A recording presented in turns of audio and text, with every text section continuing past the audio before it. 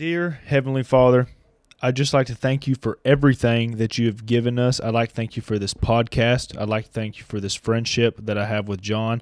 I'd also like to pray again for a good friend of mine, Billy. It was his birthday, and I asked, Lord, that you keep your hands on him and help guide him throughout life in ways that is unimaginable. I ask that you help keep our hearts and our minds open for today's podcast and all the ones in the future so we may deliver the truth that you give us. Please forgive us for all our sins, and in Jesus' name I pray, amen. Amen. What is up, guys? Welcome back to Skeptics Podcast number 21. That's right. Starting it off, John Boy. Yep. Dun, dun, dun. How are you doing on this Wednesday? Doing pretty good. I'm in like a weird state the past little bit. Just feels like, I don't know, comfortable / like in limbo. I don't know, something like that. Pretty good though. Realistically, I'm doing all right. Right. So we talked about all kind of things today, and what sucked is we're doing it over the phone because I'm driving all the time. Mind you, guys, I got 1,500 steps in all day. Yep. I'm going to be a fat sucker if I stop going to the gym. It will be rough because I also ate, and I didn't tell you this, 2 lunches. Oh. Yeah, one was a lot smaller than the other one. Yeah. And my biggest problem with meal prepping is waiting till the time to eat the lunch when I bring the lunch. Yeah, yeah. In the past, I used to put my food in the trunk, which would kind of stop me from getting back there and getting it. This time, I just had it in there. Yeah. Anyway, so I ate it real quick. Ended up having 2 lunches, so I'm definitely over the calories for today, so I probably won't eat hardly anything tonight. Anyways, something that me and you were talking about today. Yeah. And I think it is a very valid conversation for anybody because I believe everybody in some time of life is wondering whether it's what you should do next, what matters the most, or what matters to you, and what is this overall look that everybody says that you have to try to find happiness. Yeah. Because I think we can both come to agreement that happiness isn't something that you have all the time. No. You can't strive to be happy and never be sad, never be angry, never be in any other kind of mood. Right. It does not happen like that. Yeah, 100% of the time is impossible. Yeah, for sure. And in reality, everybody wants to be happy, but I don't know if you want to be all the time because you actually opened my eyes to something. We had that one podcast a while ago that we were talking about when the right time to be angry was. Oh, yeah. And I'm somebody that has a huge problem with figuring out when to be angry. Because I don't... Hold on 1 minute. Cammy's texting me. I have a hard time figuring out when to get angry. And we don't have to go back all into that thing because I do think there's times that you should feel it or even to a certain point. I mean, like you said, possibly show it. I mean, we talked on the last podcast about when Jesus was going into the temple. Yeah. And he flips the table. Right. There's not many times where I walk up just happy as I'll get out, just flip tables. Right. So I definitely think there was probably you were definitely on to something there, and but the overall scheme of things. So if you want to, do you want to kind of dive into it a little bit more, or yeah, what piece do you think we should just jump right? Like kind of how I presented it to you earlier today? Yeah. Or if you want to start with presenting it to the audience like a question, if there's a way to do it, and then we can talk through that question. Well, I guess the overall question would be, there's the potential at some point in your life you hit a moment where everything is kind of just happening, and you're kind of just living it. And maybe you don't know what the next thing you need to do is. And you're like, okay, here's what I know people do at about this age, and here's what I know people are doing at these moments in their life. And so maybe that's the next step for me. And you're just going off of what you see and know other people do. And it's all because you don't really have a, like, this is how I feel or this is that. And you don't have any goals or dreams or aspirations, really. You've hit a point where you're like, I'm doing okay. None of that stuff feels important. And and maybe you're in a spot where you're struggling to find something to strive for. And so one of the, I guess that's how I would phrase it, you know. right. You talk about kind of being in like the limbo state. Yeah. Or maybe people call it the flow state, Yeah. maybe, that you're just kind of just going through the paces. Yeah. And the hardest thing I think about that, now coming just from my perspective, is you said you're doing good. Yeah. A lot of people have a really tough time on kind of building out that standard. Mm-hmm. What's good, what's bad, what's really good, and where do I want to try to hang out all the time? Right. And the feeling of you being content nowadays, and I think a lot of it actually has to do with social media, and then obviously the people you hung out with, because you kind of said it, you see people doing other things throughout life, and you're Right. like, well, what's to say I don't need to be doing that thing? Right. And that's obviously a lot of influence Mm-hmm. on anything. Right. And nowadays when it comes to anything social media wise, if you mention the word content, it's like that you are, I'm just going to use this as not really a good word for it, but lazier than most people. Mm. Because if I see a video on somebody being content, they're like, well, you don't want to make $1.5 million a year, or you don't want to have a wife with 6 kids and all this other stuff. Right.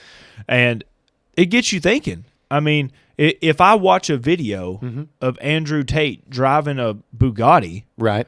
I can't sit there and say that there's not a part of me that's like, man, I'd like to have that Bugatti.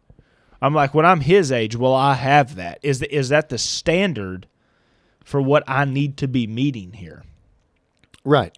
And I think you can get caught up in it a lot with materialistic things. I don't think that's you though, like whatsoever. Not really. It might have used to been slightly, but it's not really what it is.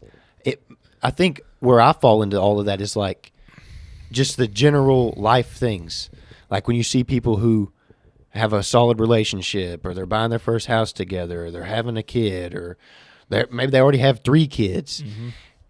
And part of it where I lose sight, and maybe this is somebody out there listening, is I forget sometimes. Me and you aren't the same age. Me and No. Sam aren't the same age. Me and No. Connor aren't the same age. Me and Carson aren't. So we're all at these different stages and ages of our life. And guess what? They're all going to progress at different rates. Oh, for sure. But then you can't help, or I can't help, to see it and be like, man, like these guys, they've got it going.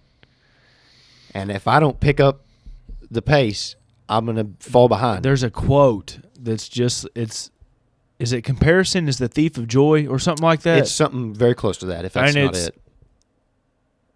I 1,000% see what you were talking about, because me and a good friend of mine, Austin, that I go to the gym with, Yeah. we were talking about how when we were, say, in 3rd grade, and you're looking at high schoolers, and you're like, they got it going on. Right. Like, I don't know why they got it going on, but they got it going on. Right. When I get to that age, I will have that going on for me. Right. And then you get past that, and then you get in your 20s, and then for me, I'm 3 years away from being 30. Mm-hmm.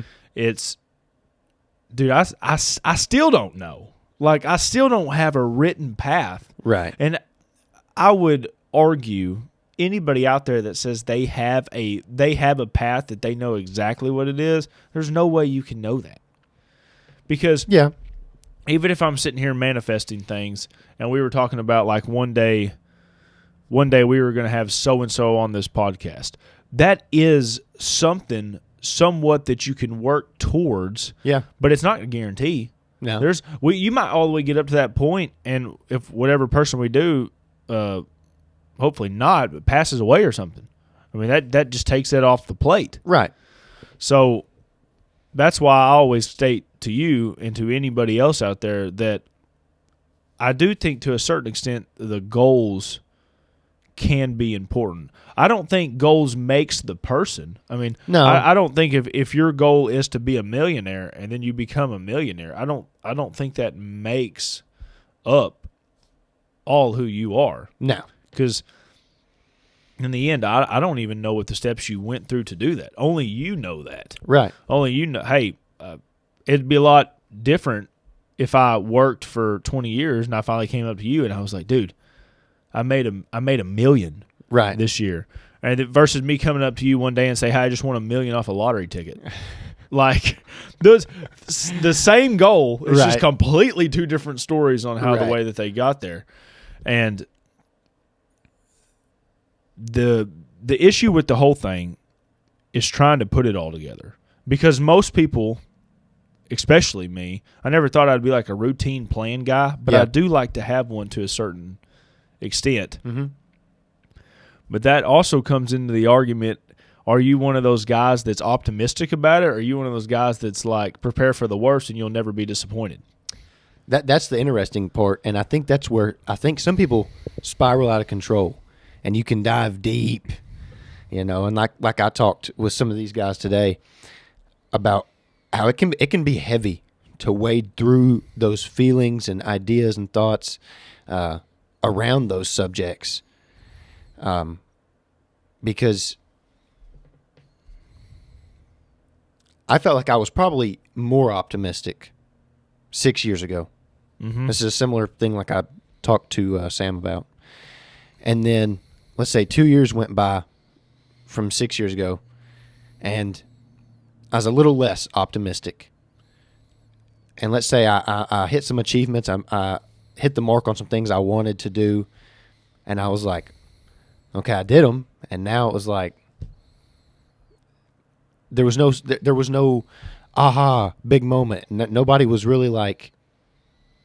There wasn't even an aha big moment, but to say like when you did it, like I remember very vividly when I paid my Tacoma off. Yeah, dude, I will never forget that feeling that I had. Now I didn't go around and just tell everybody or anything like that, but it was just a feeling that, hey, I did this. I'd probably say that first day when I actually bought the boat. Well, I got a loan out and stuff on it, but we went and got it, and it was me and my dad. Mm-hmm. That was kind of like a landmark thing, and part of it was, looking back on it, probably wasn't my smartest choice, realistically, buying a brand new boat off the showroom floor. Yes, it helped build credit and stuff, and that's a whole nother discussion, because I didn't have anything to build credit at the time, but I could have got like a used boat, and there's a lot of other stuff you could have done to save money and been smart. Nonetheless, I wanted a brand new one, and I remember talking to some people. It was probably 2 years prior, and they're like, there's no way. And so there's part of it was like somebody telling me that I like, there's no way I could. I was like, yeah, okay, yeah, and then I did. And so, but that, I have this little book. I need to write down some of the good stuff it's got in it. And then I got a book. I think you're actually reading it. Are you reading Choose Your Enemies Wisely by Patrick Bet-David, or was it the other one that I told you? I started that one. I haven't finished it yet because I started another book. There's a part in there that book will what's the word I'm looking for here? Be very, I think, beneficial to you because for what you just said, because you were able to pick apart, hey, a reason that I did this is because somebody told me I can't, and that is fuel that you can use to build whatever else that you want. See, I'm not that person. Well, what's funny, that's what I was leading to though, is once I did it, it was like cool, but they don't care. That person, the person who says to you, man, you're not going to be able to get that, and then you do, they're not like, oh, you proved me wrong. The guy who'd said it done forgot. In a 2-year time period. But did you gain any skills? And I guess the only skill that you would really learn is how to budget, I guess, or fish more from that. I did become better at fishing. Because if that guy was just a pawn in the whole story, then it's still beneficial. Yeah, I would say it's beneficial. And I know so much more about the whole process. The buying process, right? The financing process, working with the bank and doing all that. So that might be a thing for you that could help drive you to something that you believe is important. Is the first thing that I would say is, like I said, this is all my opinion. Right. Influenced, obviously, by people that I listen to, talk with, all this. I mean, heck, some of the stuff you've told me in the past. Yeah. But one of these guys asked Charlie Kirk in one of his Turning Point USA conferences, is a wild question, but how do I become successful without going to college? And Charlie said, well, there's multiple ways, but here's the number one way, and it's bigger than all that anyways. Tell me one thing that you're good at. Do you know, is there one thing you're good at? And he says, I think I'm really good at speaking. He goes, okay, you're in the top 1% of the world now. He goes, because one of the biggest things that frightens people is public speaking. Yeah. And he was like, you know what every job in the world needs? A good communicator. And if you can public speak, you're a good communicator. So if you're able to pick two different things that kind of goes together, so like you imagine like the bottom of a triangle, you got your skill that you know you're good at. Yep. And then you can find whether some people call passion or some people just something you're interested in. If you can find a way to put those two things together and you go up to the top of the triangle, in, let's hope, an average day, you're feeling better than you are not feeling better. Right. That you don't feel like you're going to be in this stage forever. And 9 out of 10 times, and you already know this, yeah, that eventually you will probably come out of that. Right. As long, this is why I say, and John gets fired up when I say this is why I say depression's not a thing. Because if you hang out in this area for too long, and then you're relying on the feeling of being like this every day, and you get to a point, it's like you want to change, but you may feel like your body won't. Like I'm saying, body isn't like a physical way. It could be mental, obviously. I think one of the best ways I've ever heard this described was on Theo Vaughn's podcast, and Theo Vaughn was talking to the guy who was just on PBD, Tony Robbins, and he explained to Tony that he got so used to feeling like the sadness and the weight of it all that it was almost like he was afraid to let go of it because he carried it every day. It's like, what do I do when I don't have to carry this weight? It's the one thing that you become so normalized to. Yeah, it's consistent. Yeah. That's the one thing every day he can count on is the fact that, that's like the baseline. Right. The and we could get into all the kind of, there's all kind of stuff that plays into it too, because coming from the personal training background and nerding out about this stuff, I mean, your hormones are a lot of what regulates a lot of things. Right. But not only are we able to look at it from a mental perspective, a physical perspective, we are also able to look at it from a spiritual perspective. Yeah. So one thing that me and you were talking about is what you said. You said something to me that, I mean, it was a very powerful thing that you said, something about being 60 years old or something. Oh, how did I phrase it? It was essentially along the lines. I probably have it. You probably do. I don't want to butcher it. But what you said, though, it's very, very powerful, because I'm sure somebody has said it in the past.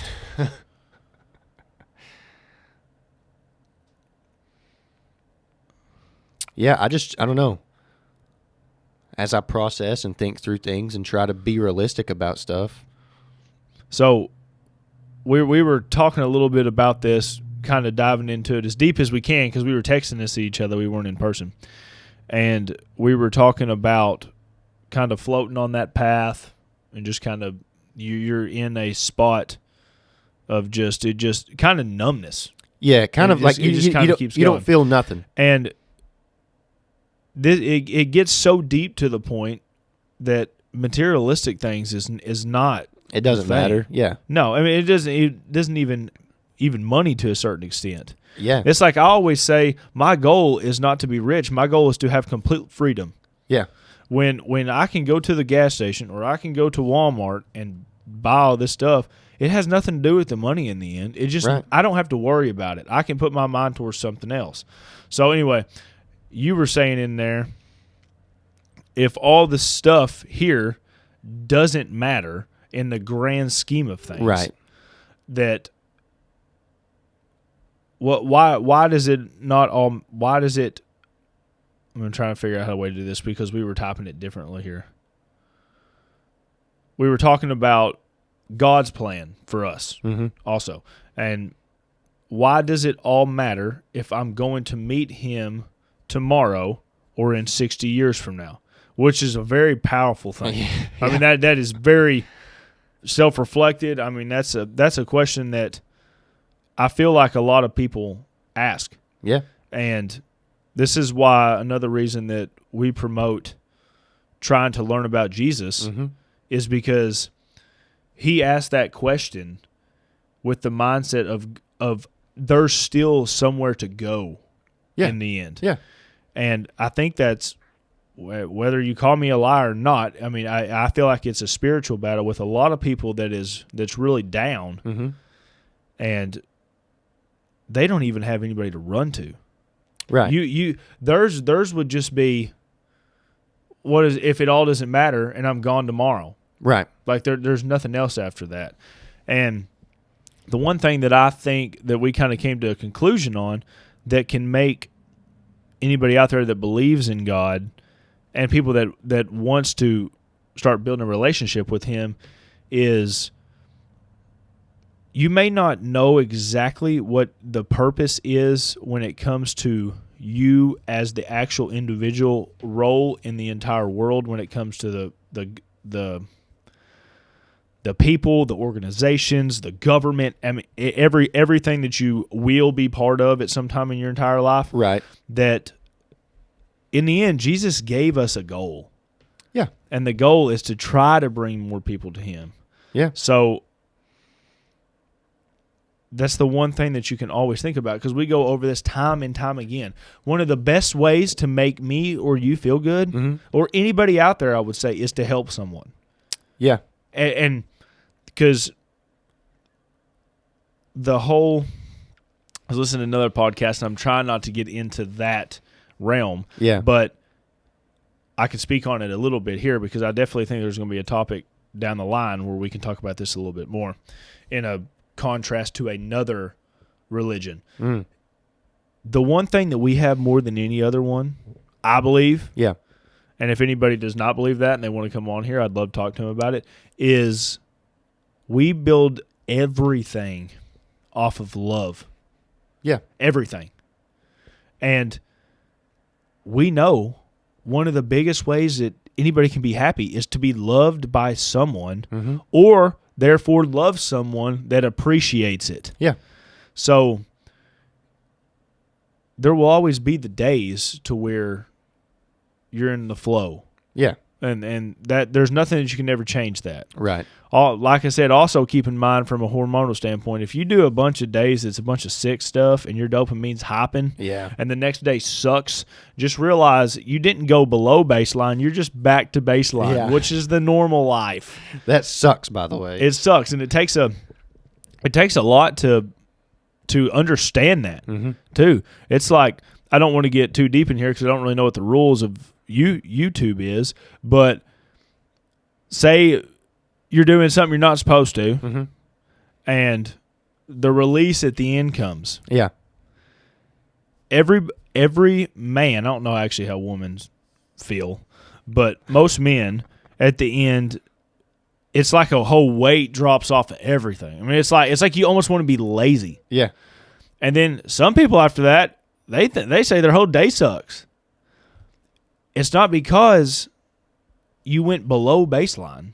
Mm-mm. It's because you fell back to it. Yeah. And you're thinking that, hey, this is baseline. Right. And the only way that you will ever figure that out is actually not even understanding the highs. It will be understanding the lows. Yeah. When you have a really sucky day, like everything in the world goes wrong, and then the next day it's just normal, you will still think that normal day is a lot better than this day. And you'll think, okay, I just hopped back up to the high. No. You went down under baseline because the day sucked. Yeah. And now you're back at baseline. Yeah. The goal is to slowly, like the stock market, 10% every year.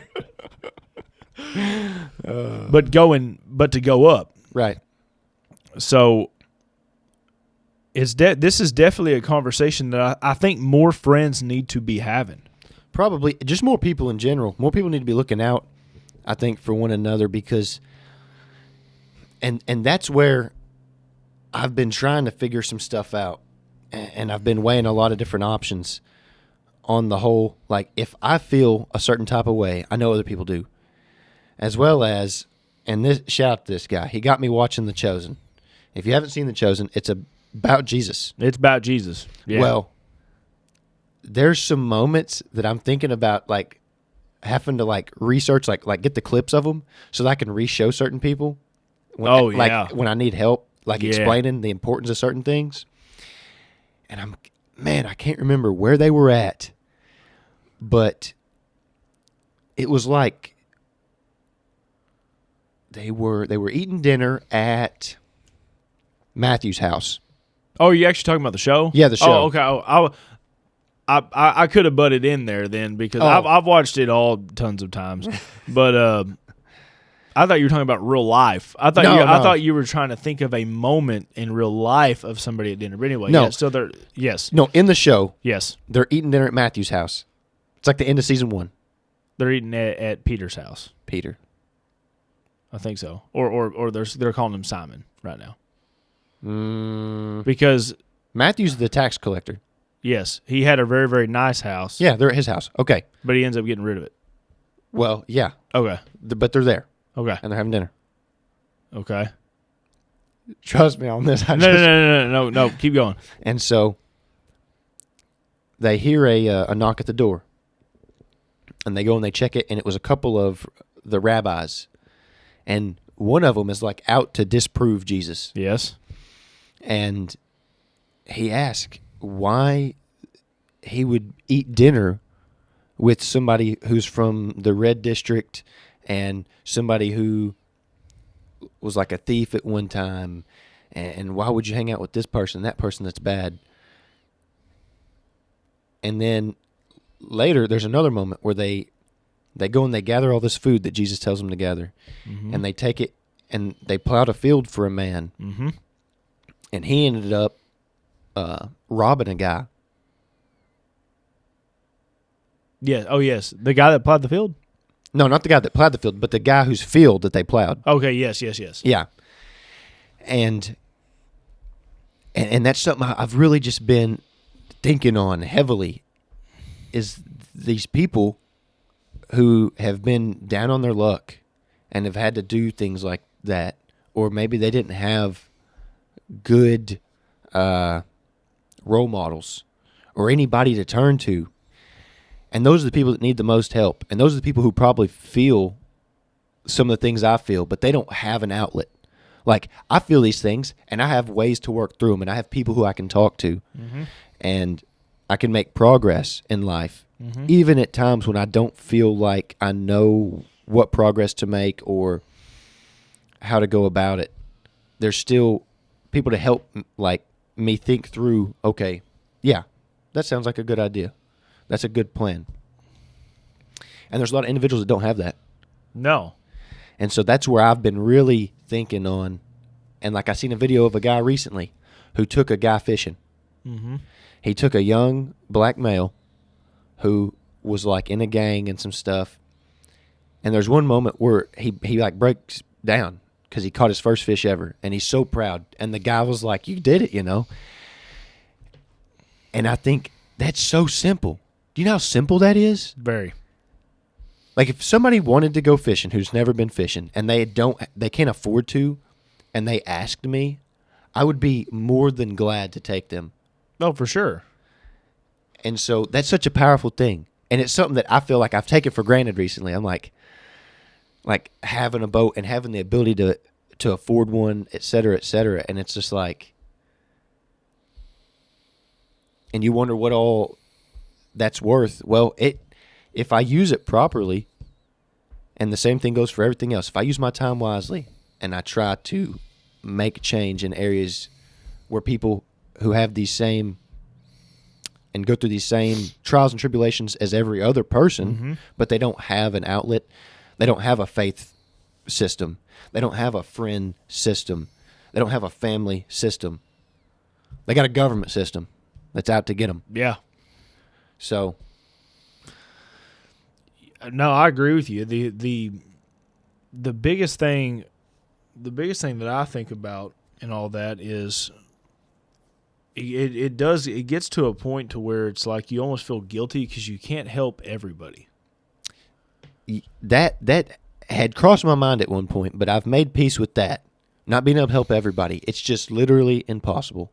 No, it is. And so for sure. And so because I felt guilty at one point because I was trying to figure out how I could help more and more and more, and eventually it's like you literally can't. Even if I started a foundation, okay, and I built a $1,000,000 fundraising events and stuff, and we're using millions of dollars to help these people and those people, you're still not going to reach them all. And even some of the ones that you reach are still going to fall to the wayside.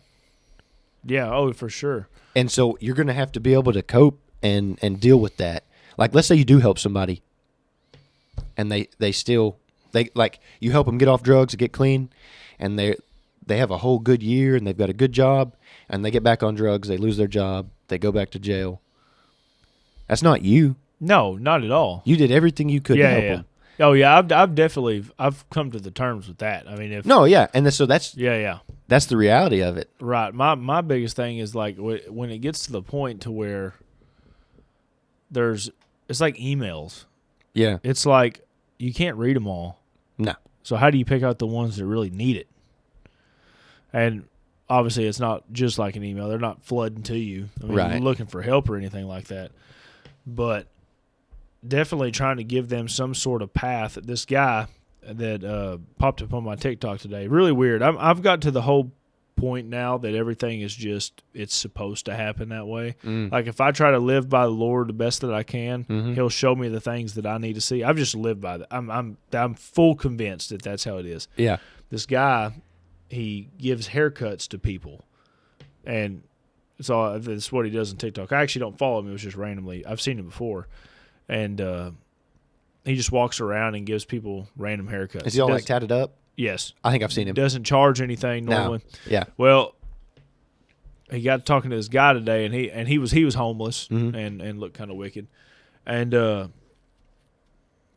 he said something that was so cool. He said, "Hey man, can I give you a haircut?" And the guy said, "How much? What do you charge?" And he goes, "I charge a conversation." Mm-hmm. So all he does is cut this dude's hair, and he talks about things. Yeah. And out of every person that he's talked to, he gets out like something that's very important to him, or something that's a passion, because everybody likes talking about that. Yeah. And especially if you can find somebody that has the exact same mindset as you. Yeah. About that, dude. I mean, you might end up creating like a lifelong friend. Right. And that's why I always say that there's nothing wrong with always searching for new friends. Yeah. Because it ends up being just as simple, and this is crazy what I'm about to say. It ends up being just as simple as trying to find a significant other. A lot of people think if I sit down and I write out, these are the things That's a must. And I think it's okay to have that. Yeah. If you want to have a girlfriend that doesn't smoke, then you need to have a girlfriend that doesn't smoke. 100%. Like write the things down. And then you look at the list after that. You know what everybody says after that list? What? You ain't never going to find nobody. with that list, you ain't never going to find nobody. And then it's like, that's one way to look at it. But the other way to look at it is, now I can weed out the other ones way faster. Yeah, I just talked to my younger brother about this. It doesn't. It's way quicker, and in the end, it actually doesn't make you even feel as bad. Mm-mm. You're just like me, and you don't have the same values. It's just not our thing. I'm not even saying yours is bad. Yeah, I'm saying like if you're a guy out there that dips, and then a girl's like, I don't want to date you because you dip. Right. That's what it is, brother. Yeah, I think that's reasonable. Yeah, I do too. That's like me and him talked about, and he said he remembers back in high school. He's in college now, and they were like, he remembers all these people running around. Oh, I need the Nick. I need the Nick. Mm-hmm. They're wanting this nicotine fix from whatever, Juuls, vapes, or cigarettes, which I don't really think the young people. Zinskis. Zinskis. And he was like, I don't want no part of that. Yeah. He's like, I don't want to date somebody who, like, you're trying to have dinner and they're like, they're sitting there thinking, oh, flipping out. I got to hurry up and get outside. Right. Or I got to run to the bathroom so I can hit my vape. Yeah. You don't want somebody who's dependent on that. And that's like I told him, I've always had a very hardcore stance on drugs. And, like, I'm not for really any of it. No, I'm with you. And so, but at the same time, I'm not going to sit here on a high horse and be like, oh, you smoke weed? Right. Guess what? I don't want to date you. Yeah. But I have no problem with you as a person. Yeah. If you want to smoke weed, that's cool, man. No judgment, genuinely. But guess what? That's not for me. I don't want to be around it. No, I agree with you. So that it's as simple as that. It's easy. Yeah. Like one of my things is I didn't want a girlfriend, let alone a wife, that drops the F-bomb all the time. I find that very unattractive. I've not. I've met one. If it's a woman that I'm pursuing, Mm-hmm. if they're doing that, I got tons of friends that's women that drop the F-bomb. I don't care. I was like, you're like a sister to me at this point, and I don't think you're a bad person. You grew up different than I did. Right. One of my old best friends in high school, the F-bomb was his language. Like, that was his whole family's language. And it was like people would listen to him, and they'd be, but you can't get mad if people listen to you and they think you're somewhat of a degenerate, because that is known as a degenerate word. Yeah. That's the hard facts of it. Yeah. Like I said, once you know the person, it doesn't matter. Right. Like I said, I got all kind of friends of mine that cuss all the time. They're still good people. But when it came to the woman that I wanted raising my kids, Mm-hmm. that was a no. Right. I just did not want that kind of stuff going on. That's fine. So it's okay to also have that with friends. Yeah. The hardest part Mm-hmm. about all that is being really comfortable with yourself to present yourself to that. Yeah.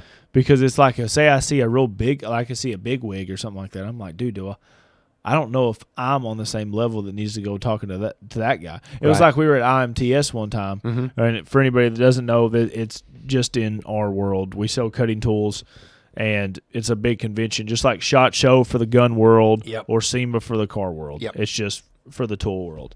And this guy comes up, starts talking to me, Ryan, and Doug, Mm-hmm. and he's like, instantly goes and starts talking to Doug and everything like that. Well, I look at his watch, and it was a Patek Philippe or whatever the heck it was. Yeah. And I was like, that's a sick watch. And I just kind of knew off the dome that that's a pretty expensive watch. Yeah. And I saw that, and I instantly thought, I was like, is this guy on another level than I am, to where whether even if I don't come off to that, he may think of that. Mm-hmm. Because I said something to him really quick. I said, hey, man, I love your watch. And he just said, thanks, and he walked off. Mm. He didn't have no interest in talking about it. Now, Right. maybe he's not a watch guy, Right. and it wasn't, or maybe he did look at me, and for whatever reason, he was like, that guy is under me. And that's the one thing that I strive for everybody not to do. You give the same respect to the janitor as you would a CEO of a company. Right. So, but being comfortable with yourself, that's huge. Yeah. Like when you can be fully, I mean, there was a stage in my life and I was working out, but I still didn't like the way I looked. Right. I was too busy looking at The Rock and people like that, and I'm like, what in the world? I'm like, how in the world do I look like this and they look like that? But over time, I'm like, I'm not competing against The Rock. Right. I'm competing against myself. And that's okay. There's a little friendly competition against yourself. Matthew McConaughey says his biggest role model is him 5 years down the line. Yeah. That is, I'm like, whoa. Mm-hmm. And he goes, I'll never meet that standard. He said, I never will achieve that. Right. He said, I might come close. Mm-hmm. He said, but my mind will already flip the switch by the time I'm there, that I need to be this, and I need to be this, and I need to be this. But the cool thing about that is he is working towards something every time that will help him grow. Yeah. So, and just might as well put that out here, that he does believe in God. Yeah. So, could play a huge role in it. Mm-hmm. So, I'm throwing a lot at you right now. So, what are you getting here? No, that's good. And I do want to touch on the spiritual thing real quick, because I think some people, and not to try to push anybody away, but if you're willing and open to try and start building that relationship, and you do, that can be so powerful. Because even, let's say you feel like you're 100% on the outs, you're not comfortable with yourself. Mm-hmm. Maybe you used to be, and maybe you've started so much negative self-talk, which, by the way, if I dare anybody who listens to us talk right now, take a 100% assessment of the negative things you say to yourself in a week's time. Because I went to a training on emotional intelligence recently, or last year, and the guy asked that, and like everybody raised their hand except for me, and I'm sitting there thinking, nah. I'm like, I don't do that. And then they described, as simple as being like, oh, I'm an idiot. I can't believe I forgot that. Right. That's negative. Yeah. Oh, yeah. And it didn't register until he like explained it all. And then I started taking an account of all the times I do that, and it was a lot more than I thought it was. I was actually surprised. And at first, I was blind to it still. I would do that. I would still say negative things to myself, and I was still blind to it. And it took me months to pick up on how much of it I was really doing. And so what steps have you taken to change that? Catching myself and not. And I think maybe that's where I'm at on part of this journey. Is part of it is like, when you stop being so hateful towards yourself, you don't know what to do about it.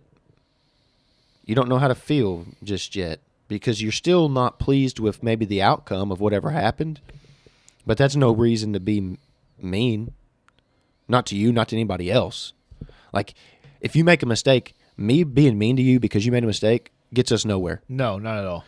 Me being mean to myself doesn't get you anywhere. Doesn't get anywhere. No. So that right there, so like working through that and doing it constructively and doing it in a smart and healthy manner, and tying that back to what I was saying with the spiritual side, is being able to have somebody 100% of the time to lean on. He's always there. Oh, yeah. You could be a POW. This is legit. You could be a POW in a country that doesn't allow Christianity. And you could talk to God in your head. You don't have to say it out loud. No. And guess what? He's listening. It's that easy. Right. Now, you have to be genuine. You have to really be talking to the guy. But that's a vital piece. And for people who don't have that, like, imagine you don't have no friends or family. Oh, dude, I know. We talked about this like 3 podcasts ago. But everybody wants to live in the woods by themselves, and when they're by themselves, they end up. But now imagine you have him to lean on. Oh, I know. I think, my personal opinion, is it's a spiritual superpower. I really think that. Yeah. Because I've never once had that thought. And I've had a bunch of, like any Christian, I figure, have some rocky times. Yeah. With them, whether you kind of fell off of it and you kind of get back on or something like that. But even the times that I fell off, there was still somebody saying, hey, dude, I got your back. Yeah. I got your back. Now, I do raise this question, though. Do you have any ideas or thoughts on, like, what happens if you're in this flow state, or you're in kind of like a numb state where you're not really feeling any of this stuff? Maybe you don't know where to go in life. You've got a 9 to 5. You wake up, you go to work, you go home. That's it. Like, let's say there's literally nothing else. Mm-hmm. Or that's the main thing you focus on. And you start to tell yourself, like, well, it doesn't matter. Like, if I'm gone, my work will replace me. Mm-hmm. Let's add, like, let's say you have friends and other people, and let's say you think to yourself, I give it a year. If I was gone, the people at the business, they'll get a new person hired in there, without a doubt. Your friends, after a year, sure, they'll remember you from time to time, but it's not like they're going to be on, like, you're not going to be on their mind. I mean, depends. I mean, well, I'm just saying, like, the company could get rid of you. In a world sense, the world could get rid of you. But the one thing that you'll never be. Nobody will ever replace the memories they had with you. Yeah, that will never happen. There will be moments that might be like it, but there will never be a memory that ever replaces you. Right. I mean, I got my grandma now. I love more than anything. My other grandma passed away a long time ago, and I got moments with her, dude. I'll never forget. That's why I pray every day. The one thing I don't ever get, and I said, Lord, do not take away my memory, because I can't imagine you being, what's it called, Alzheimer's? Yeah. To where you start losing memory. At that point, and dementia is another form, I think. Oh, that's it. Probably. That's the thing that eats me. I don't have no fear of dying whatsoever, but losing my mind, like not going nuts, right? But not being able to remember. Yeah, that because that's nobody would ever be able to replace that, right? So it's like if the instance of you did say you quit Cersei Industrial Products, nobody will ever be able to replace the memory Donna has when you walk in her office. There'll never be anybody that can replace that. They'll replace the exact movement, maybe, walking in there, but they'll never replace that, and that's a huge thing. That builds a whole lot of your life in general, is because the Ferrari's cool, the helicopter's cool, the CEO of, I don't know, Daily Wire's cool or whatever, just multiple different things out there. Right. Nothing's as cool as memories you have with the people you love. Yeah. So that's the thing that, because I do agree with you, and we talk about this. Your job will replace you. Well, and the world will. I mean, life goes on. Yeah, everything keeps going. Yeah. Like, nothing stops that next day. No. But in the end, you wouldn't want it to stop. No. Because you don't want other people to. One of the coolest things I've ever heard of is my buddy Lance that works with us now. Yeah. Someone that was close to him passed away recently. The reason I'm saying that is I can't remember if it was a friend or if it was a cousin or whatever. Forgive me, Lance. But he said, I'm going to a celebration of life thing. Yeah. And I was like, that's the coolest thing I've ever heard of in my entire life. That's what we called it when my grandpa passed. That should be it for everything. Like that changes the whole outcome of everything. Right. So life goes on. Yeah. I mean, it always will. Yeah. That shouldn't sit there and hurt you too much, even though you think about it, obviously. But being grateful for the memories you have with everybody right now, and to know there's a chance to make more, that's what drives me. I'm like, dude, I could make some cool memories. Like, even when we talk about, like, we were talking about the Grand Thumb video, and it'd be snowing and we're on the suck ruck. I'm like, dude, that's going to suck, but the memories that you'll have after that. Yeah. Or as my brother calls it, you build the dad lore. Oh, that's what he calls it. I forgot about the dad lore. Dad lore. I love that. So there's definitely a lot to talk about on the subject, and I think you asked me one time, like, how deep do you end up going? Like, do you get to a point to where it's like, when I start asking questions about something about Jesus or something, you're always like, dude, you're going down a road right now that's like it could be tough in the end. And I'm like it's a tough road, but my faith is so high. Mm-hmm. If anything, it'll build it more. Right. It's like this guy I listened to today. He read the Quran 3 times, and you're like, after 3 times reading it, you're probably like, you know what?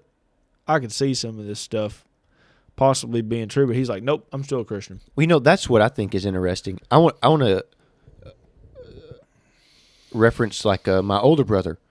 I remember talking to him. Man, it might have been 2 years ago now. Whew. Yeah, I think it was. And we were talking. I think it was around the holidays. And I remember we were talking. So around the holidays, around Christmas time, really common, talking about Jesus and stuff when we were talking. And I didn't realize how much time he spent dedicating to like trying to build that relationship with God. And so he told me, like, I think he was reading on his lunch break and stuff.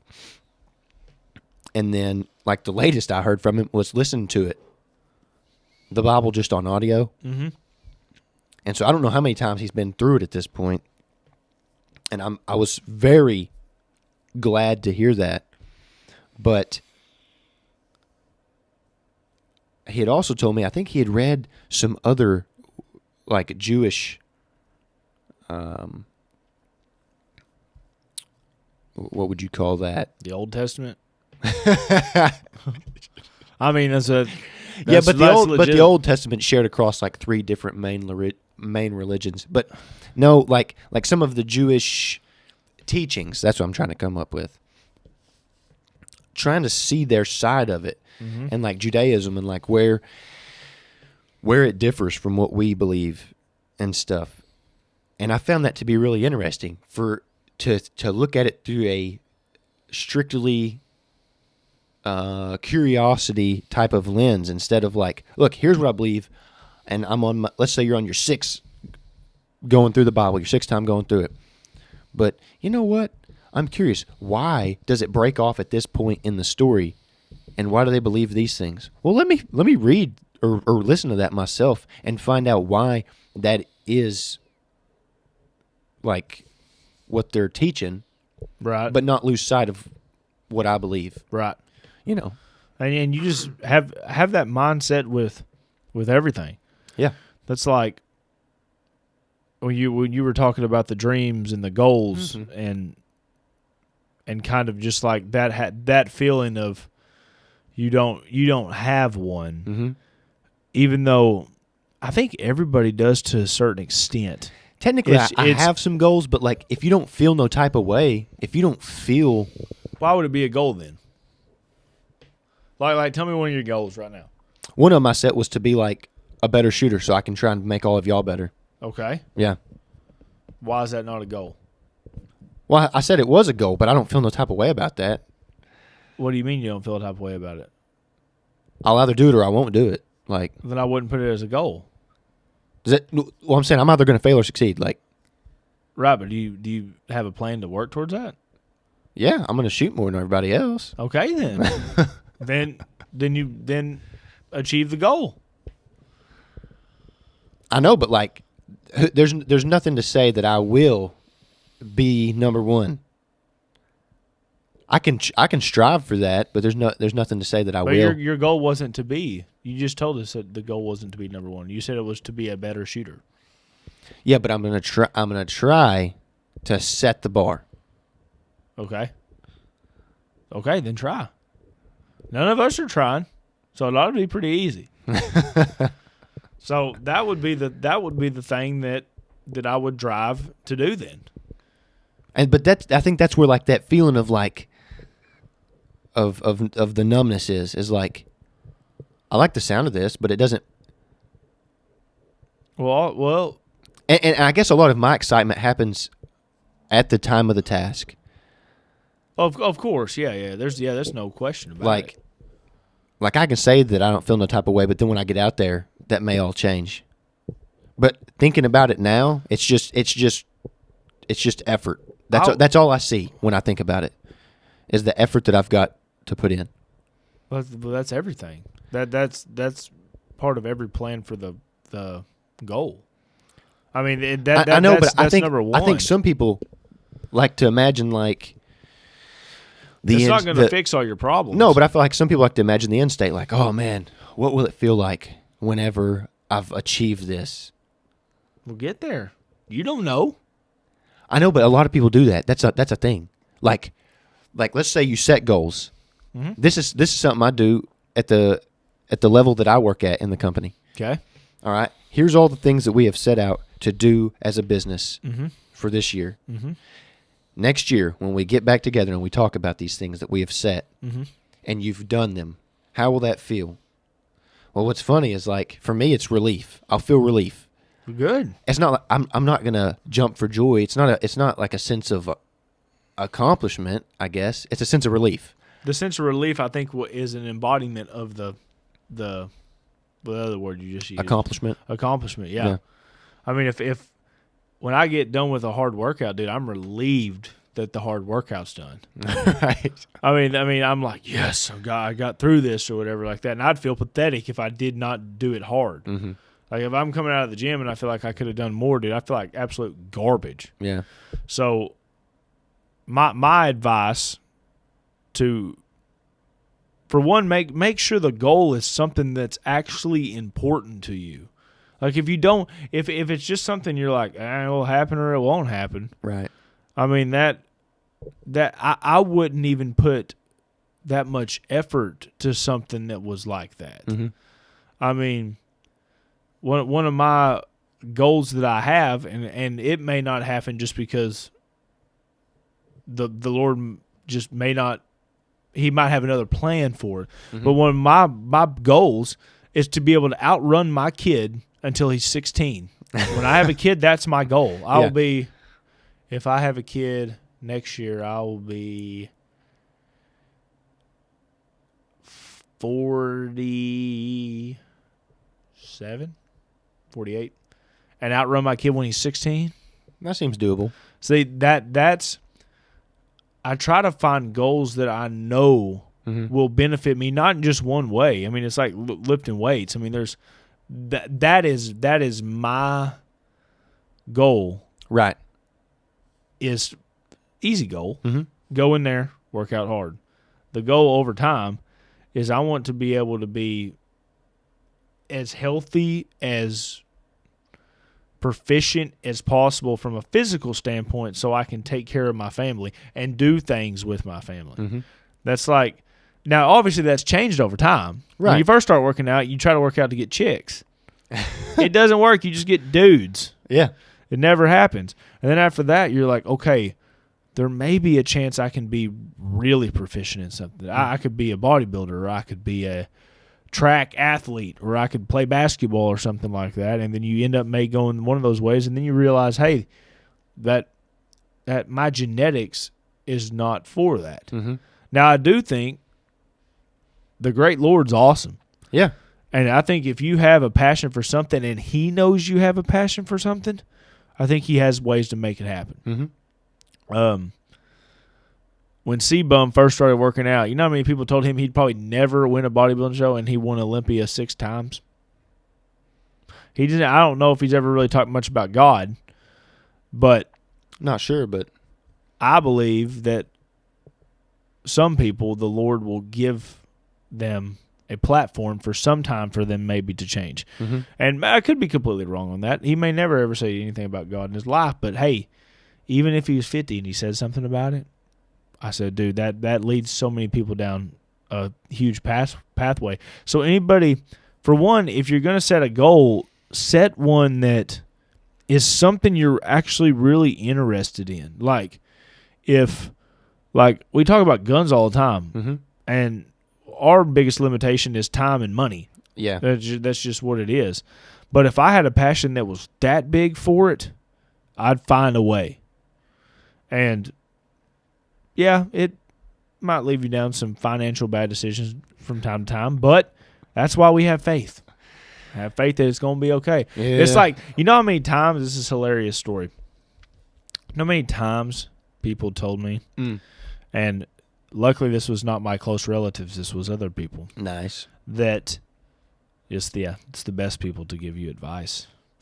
That when you get married and you get a divorce, she'll take everything that you have. Mm-hmm. And I said, all right. They're like, they'll take your house, all your vehicles, all this other stuff. I said, all right, that's fine. And he was like, you're not going to try to fight for anything? I said, if I would have to fight for something and it makes it worse, I said I wouldn't. I said they could take it. Right. No problem. Because you know what? There's one thing you can't take from me, and that's him. Yeah. And the faith that I have in him. Mm-hmm. If you take all my junk, I still have a job. I still know how to make money. Right. And that's why we preach on here so many times how important faith is, because all this stuff we've just talked about on this whole podcast, the goals, the dreams, the people, the love, all that stuff is under a window that can, or is under a bubble that can get bigger or smaller depending on how much faith you have. Yeah. Because faith can be a driving point for some things. It can be. It's we were going back that I think you said somebody said that you couldn't do it, so that gave you the drive to be able to do it. And that whole book of PBD's thing is called Choose Your Enemies Wisely, meaning what is your enemy that is going to drive you to the next thing. Mm-hmm. And my biggest problem that makes me feel very small and doesn't make me feel like I'll ever accomplish much is because my enemy is something way bigger than a person. Mm. I don't have any guy that was in high school that was with me that they may in the past said something that made me mad, but now I'm like, yeah, okay, you got stuff I don't have, dude. I might have stuff you don't have. There's nothing that I will do that will impress you, so I'm not even going to try. Right. So, and sometimes I wish I had that, because sometimes I'm like, I wish I had that much passion to beat someone that it could drive me to new levels. I just don't have that. That's just not something that's mine. But the one thing that I believe I have the faith that drives me to other levels. Mm-hmm. I have my glass isn't half full, dude. It's all the way full. Right. And I'm just waiting for that last drop so I can drink it. Right. So that's what pushes me for this whole podcast. I have so much faith that this podcast will be important to people one day that there's not a doubt in my mind. Right. Even if I'm 90 and there's one person that comments on this video and says, dude, this helped me in the end, that's it. It's all done. Ain't for the no money. Ain't for any of that junk. That's why my wife works. Just kidding. Just kidding. But yeah, that's definitely the balloon for me. I mean, and like you said before, I can't imagine somebody that doesn't have that balloon. Mm-mm. Because you talk about getting into, we just talked about some heavy stuff. Mm-hmm. And we're talking about some heavy stuff in a place that we have some person that will catch us if we fall. Right. If you don't have somebody that catches you when you fall, whether it's the Lord or friends or family or anything like that, dude, that could be a long fall. And there's no telling how dark it could get. Yeah, and I think having faith, but also being wise to see the things that he does do and the opportunities that you have set before you, whatever you want to call it, however you want to say it, be like, but some of it I think is all part of a big plan. Mm-hmm. And so like, if I have a individual, like let's say you, to fall back on and to talk about something because I'm like, dude, nobody else can take the weight of what we're about to discuss, that's perfect. That means he's helped put somebody in my life who can wade through the depth at which we're going to go. And guess what? Once you wade through it and you get to the shore on the other side, that's it. You got through it. That's it. It's literally that simple. No, it really is. And the coolest thing is once you make it across once, if you can realize you made it across, well, now you possibly might know how to make it across the next time. Yeah. Or even better, you know how to help somebody else make it across. Yeah. So that's huge. That right is. There. It's just like that. I mentioned it one time at a lunch and learn. There was a story two friends. One of them went up to the other one and said, "Hey, I'm going to kill myself this week." And the other friend was like, "All right." He was like, "I'll tell you what." He said, "I know you're in a dark place right now. I'm not in the best place either." He said, "You come and hang out with me every day for a month, and then right after that, me and you will both do it together." He says, "All right." During that month, every Sunday they went to church. Every day they worked out. They went and were sociable and all this other stuff. And it was actually the one friend that he came up to him and he said, "Hey, man," he said, "month's up. I'm ready." And the friend that originally came up and said he was going to do it, he said, "What are you talking about, dude?" He says, "This month has changed my life so much. I forgot that we were even supposed to do that." Right. And the other friend smiled and was like, "We're good then." So, is that a true story, or is that just something like you heard somewhere? I heard it from a guy that said it was a true story. Well, that's pretty powerful. I don't have the credibility to be able to say that for sure. And I'm trying to remember if I can remember in the podcast who was in the podcast that said that story. I'll put it in the description down below.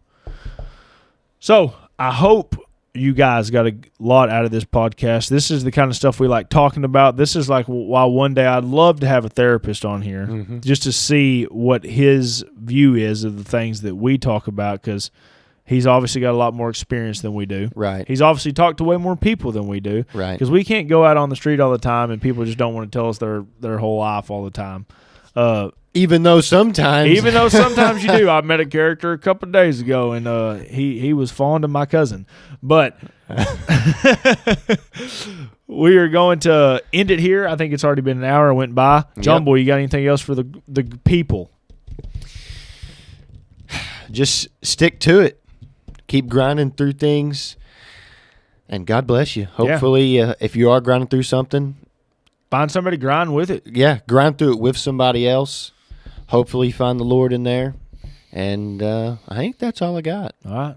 That's all I got. Guys, this has been Skeptics Podcast Episode 21. We love you guys. Yep.